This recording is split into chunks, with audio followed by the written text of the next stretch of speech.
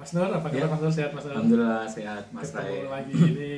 Sekarang kita akan membahas tentang membaca Mas Nur ya. Ya, Membaca ini suatu hal yang tidak bisa dipisahkan dari hidup Mas Nur ya. ya, Membaca dari kecil kan kita membaca ini Bapak Budi, ini Ibu Budi gitu ya. Dan buku itu benda yang sebenarnya kita paling lama akrabin berbelas-belas tahun gitu ya, buku tulis Ya. gitu. Saya pernah temuan sama teman gitu. Terus saya tanya, hobimu apa? Membaca. Baca apa? Baca status gitu. Jadi ya itu membaca juga ya. Iya. Walaupun gimana gitu. Nah, terkait dengan Al-Qur'an nih Mas Nur ya. Ayat Ya. yang pertama kali diturunkan itu kan Iqra, bacalah gitu ya. Yang saat itu katanya Nabi Muhammad, aku tidak bisa membaca gitu, tapi tetap dipaksa sama malaikat Jibril, Iqra, bacalah gitu.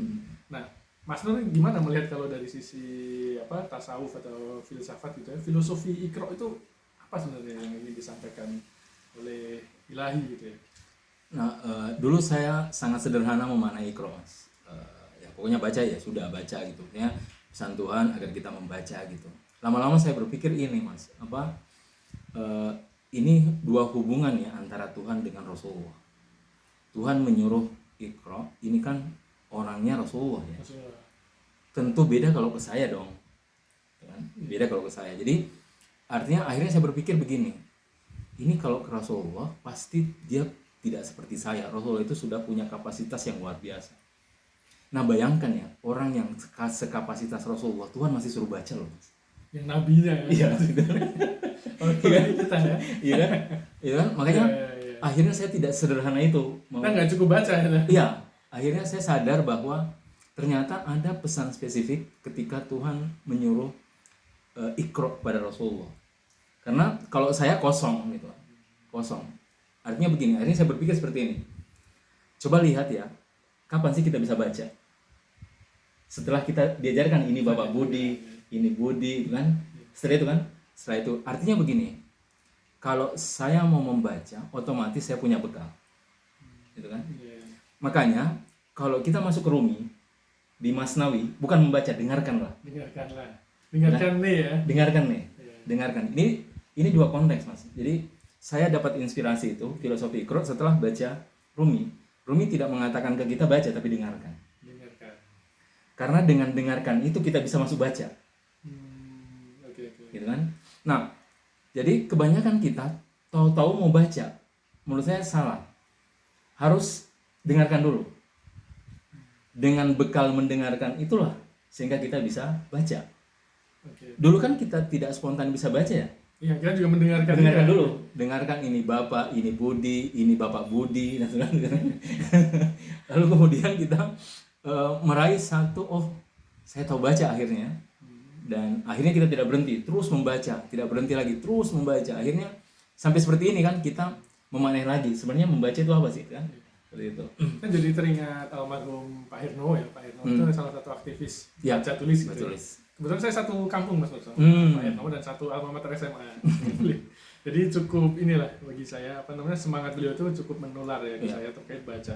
Nah, Pak Hirno itu bilang bahwa membaca itu sebenarnya bukan hanya membaca teks ya, membaca kata, tapi saat kita melihat di luar mendung itu sebenarnya kita membaca juga, membaca alam gitu Mas. Jadi filosofi Iqra ini sangat luas bahwa dengan menerapkannya kita jadi open mind, jadi terbuka Mas. Kalau tadi Rumi menggunakan istilah kata Dengarkanlah. tapi kalau dalam kehidupan Mas Nur ya, perjalanan gitu ya, dari zaman sekolah dulu, manfaat membaca ini seberapa banyak Mas Nur untuk membuat hidup lebih kuat gitu ya? Nah, sayangnya saya termasuk orang yang telat baca, Mas. Telat baca. Iya. Maksudnya untuk baca buku itu saya telat. Saya waktu SMP belum, SMA belum, saya justru kuliah ya. Kuliah mulai baca. Ya, setelah masuk HMI. Ini racun HMI. HMI ketemu dengan training-training yang luar biasa menurut saya, dan itu perjalanan mulai baca buku, masuk dunia Sofi dan seterusnya gitu. Dan mulai banyak mempertanyakan gitu. Ya, itu dunia menarik sih. Membaca itu memang dunia menarik. Jadi kalau Justin Carter bilang kan setiap kali kita membaca itu kita seperti menguak sepetak langit. Ada informasi baru, tapi juga ada kegelisahan baru Mas. Betul. Cuma kata teman saya ada yang gini juga, dia bilang semakin saya banyak baca, semakin saya Tidak tahu. Itu satu. Kedua, Iya. semakin saya banyak baca, semakin banyak pertanyaan dan saya semakin tersiksa. Jadi saya mending tidak baca. Ini pembenaran sih untuk tidak Iya. membaca. Tapi itu lebih bagus Mas, disadari bahwa banyak hal yang kita tidak tahu. Jujur ya, ada Jujur. Dan memang ketidaktahuan kita itu seperti lautan daripada apa yang kita ketahui. Betul. Ini kan ketidaktahuan kita itu lebih ini, dan dari situ kita belajar untuk ya tidak harus mengomentari segala hal kalau saya sih. Ya, setuju Mas. Iya. Memang dengan literasi ini dalam artian kemauan membaca gitu ya. Kalau di Indonesia kan memang waktu itu pernah dirilis kita nomor peringkat bawah ya, nomor 1 atau nomor 2 dari bawah gitu ya. Padahal kalau kita lihat tiap tahun tuh banyak juga orang Indonesia yang belajar di Eropa, di Amerika gitu. Tapi industri buku juga masih di angka ya sekali cetak 3.000-an seperti itu ya. Bahkan di bawah itu sekarang. Ini menunjukkan memang minat baca masyarakat kita menjadi persoalan tersendiri gitu Mas Nur. Nah, kembali ke manfaat membaca Mas Nur. Seringkali kan membaca ini bukan karena panggilan pribadi ya, tapi orang membaca karena itu tugas dari sekolah. Untuk mendapat nilai gitu. Kalau Mas Nur menemukan passion atau panggilan untuk membaca karena kegelisahan itu, kan tadi dibilang pas kuliah Mas Nur ya? Iya. Buku apa yang pertama kali menggugah Mas Nur untuk akhirnya memiliki kesadaran membaca itu Mas? Saya sebenarnya bukan dari buku, dari pertanyaan. Dari pertanyaan? Iya. Dari pertanyaan itu yang memaksa saya untuk baca buku. Apa itu pertanyaan? Nah, saya pernah kegalauan eksistensi yang mempertanyakan segala hal termasuk Tuhan. Oh, menarik ini. Ya, mempertanyakan segala hal Tuhan, dan di situ memaksa saya untuk membaca karena begini. Saya harus menyembuhkan kegelisahan saya sendiri. Ada derita batin. Ada derita batin waktu itu yang mempertanyakan segala hal termasuk mempertanyakan Tuhan, dan akhirnya saya harus mencoba untuk menemukan jawaban-jawaban. Dan harus personal, tentunya nggak bisa ngutip siapa ya? Nggak bisa ini. Bahkan saya tidak berdiskusi, saya menelaah terus buku, dari buku itulah modal saya untuk berdiskusi terus akhirnya semakin kesini semakin sering baca sih. Gitu. Karena ada kegelisahan eksistensial itu gitu. Jadi saya tidak sejak awal memang saya tidak baca buku, tapi yang mengantarkan saya baca buku justru pertanyaan. Ya. Dan dari buku itu mampu memberikan ya beberapa jawaban. Gitu. Beberapa jawaban. Maksudnya, tapi juga ada kegelisahan baru setelah dapat jawaban itu. Ya sampai sekarang gelisah sih. Kalau nggak gelisah nggak hidup sih. Iya. Maksudnya kalau kita mau jujur, banyak hal yang belum kita jawab sih. Betul. Nggak tahu, saya justru heran kepada orang yang merasa menjawab segala pertanyaan ya. Kalau saya sih banyak hal yang saya tidak tahu. Gitu. Ya. Tahu bahwa kita tidak tahu masalah. Iya. Banyak orang yang dia tidak tahu bahwa dia tidak tahu gitu. Kata filsuf Yunani. Tapi terkait dengan filosofi Iqra ini Mas Nur ya. Ini sebenarnya kan suatu prinsip epistemologis yang luar biasa yang diajarkan oleh Islam dalam hal ini ketika menurunkan wahyu pertama gitu. Sebelum bicara soal ibadah, sebelum bicara soal peradaban apa ini udah bicara soal Iqra, soal Iqra dulu, baca dulu. Dan sayangnya hari ini spirit ini juga nggak banyak ditemukan ya. Artinya kita lihat misal Nobel gitu Mas ya, atau tradisi itu kan tradisi akademis yang sangat prestisius itu ya. Berapa kaum muslim yang bisa meraih Nobel itu kan sangat sedikit gitu. Ya kita nggak bisa bilang mereka anti Islam jadi nggak milih. Ya. Paling gampang gitu. Ini panitianya non muslim jadi milihnya ya nggak bisa gitu. Karena memang sumbangan terhadap sains ini kan harus diakui ya, kita saat ini sedang terpuruk walaupun dulu pernah berjaya. Nah Mas Nur, terkait dengan membaca nih, Mas Nur kan juga banyak menulis buku gitu Mas Nur ya. Itu seberapa bermanfaat tradisi membaca dengan Mas Nur akhirnya bisa menulis cukup banyak buku ya? Sederhana sih, kalau kita tidak baca nggak bisa nulis Mas. Itu ibarat teori dispenser ya, apa yang dimasukkan akan keluar ya. Gimana mau nulis kalau nggak? Dan kalau kita lihat Twitter gitu maksudnya, saya perhatikan kan orang lebih suka meretweet ya daripada nulis gitu maksudnya. Iya. Kalau dia punya bacaan yang cukup sih mestinya dia akan menuangkan itu dengan mudah gitu ya, menuangkan.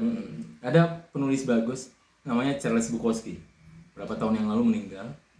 Itu bagus banget. Jadi ketika dia tanya, kok Anda produktif sih menulis karya gitu, nulis, kata dia jalannya cuma satu sih.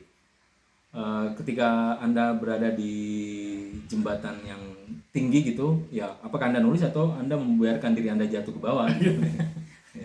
Gitu. Iya, iya, iya. Gitu. Maksudnya enggak, jadi menulis itu sama dengan berbicara sebenarnya kan? Iya, iya, iya. Iya, berbicara Sealamiah itu ya. iya, sealamiah itu sebenarnya.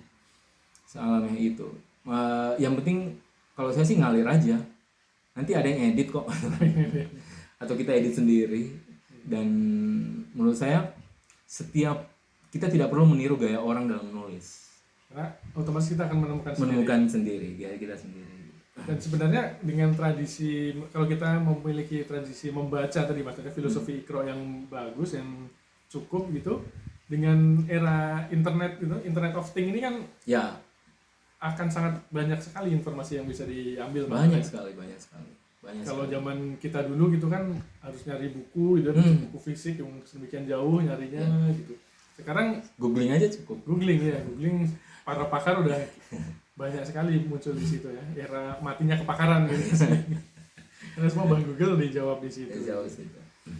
Nah, filosofi Iqra ini sebenarnya akan sangat luar biasa bagi kita sebagai bangsa maksudnya. Ya. Kalau kita memiliki tradisi baca yang cukup, saya kira hoax itu nggak akan beredar dengan mudah ya. Karena tradisi kritis pasti akan kuat kalau enggak. Beda Mas. Beda. Karena hoax itu memang dirancang bukan oleh orang sembarangan. Ada agenda setting. Ya, hoax itu memang dirancang oleh orang cerdas Mas. Orang cerdas. Tanpa nggak hoax itu memang orang cerdas, karena menggabungkan antara benar dan salah itu tidak mudah loh. Virtual ya. Iya. Pseudo trap. Iya. Iya. Tapi minimal begini, dengan literasi itu kita punya filter. Filter. Untuk lebih gampang menerima apa enggak gitu. Iya, filter. Dan memang dengan membaca itu kan beberapa orang mengatakan akan sampai pada kebahagiaan intelektual ya, kalau para filsuf menyebutnya eudaimonia gitu. Jadi kebahagiaan itu nggak cuma dengan memilikan materi, tapi ada intellectual happiness yang itu diraih dengan membaca maksudnya. Mas Nur, terima kasih nih terkait dengan filosofi Iqra ya, walaupun kita bahas masih permukaan. Moga-moga bisa memberikan manfaat buat saya terutama ya, kadang masih males gitu baca. Saya hobi baca status. Enggak. Saya juga ingin mengajarkan baca ini buat keluarga gitu ya, karena disadari atau enggak, generasi anak-anak kita adalah generasi gadget ya, yang hidup di dalam kepungan sosial media, mulai meninggalkan buku gitu, mulai membaca itu lebih tidak menarik dibanding nonton di YouTube gitu ya, atau main games. Ini problem bagi para orang tua. Kita kan banyak yang udah punya anak gitu ya, yang lebih berat hari ini mengajarkan bagaimana itu membaca pada anak-anak dibanding zaman kita dulu Mas Nur. Oke, terima kasih Mas Nur, terima kasih teman-teman. Seperti biasa kalau ada pertanyaan atau sanggahan silahkan ditulis di komentar.